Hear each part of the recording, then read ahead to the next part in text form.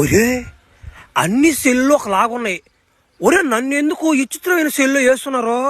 అరే పడిపోనేరా నేనంటేనా? వీడి బయటకు వస్తే మామూలుడు కాదు వీడు.